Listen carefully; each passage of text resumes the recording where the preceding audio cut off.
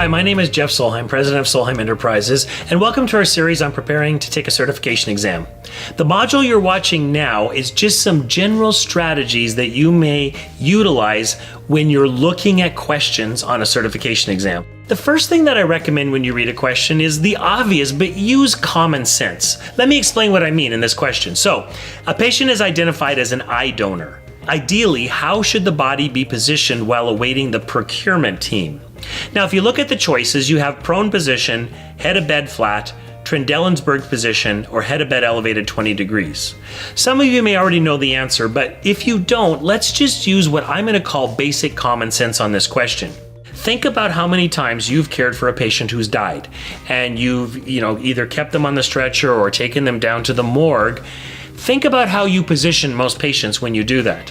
Have you ever put a patient who has expired in the prone position? I'm going to guess nobody who's watching this video has, or if you have, you're a very odd scenario that you encountered, because we just don't put people on their stomachs after they die.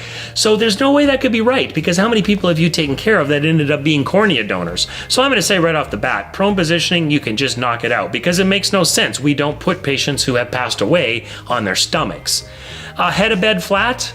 Oh, that's a possibility. Head of bed flat, how many times do we take patients down to the morgue and we put them on the slab flat, and we even put their stretchers down flat? So I suppose that one is a possibility, right? Trendelenburg's position. Again, let me ask you, how many of you have put a patient after they expired into Trendelenburg's position?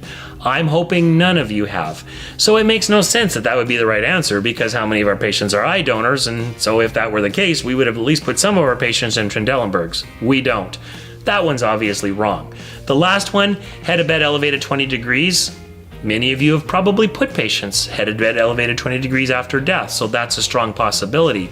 So by using this technique, as you can see, I've ruled it from 4 down to 2. Now I just have to choose between 2. Now I will tell you, in case you're wondering, the correct answer actually is D.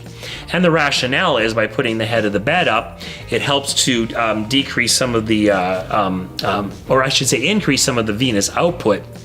And it reduces edema of the eyes, and it can make enucleation of the eye for that cornea harvest, or the removal of the cornea, more effective. So that's why D is correct. But by using just some simple deduction, you could get it out of a guess from out of 1 out of 4 to a guess of 1 out of 2.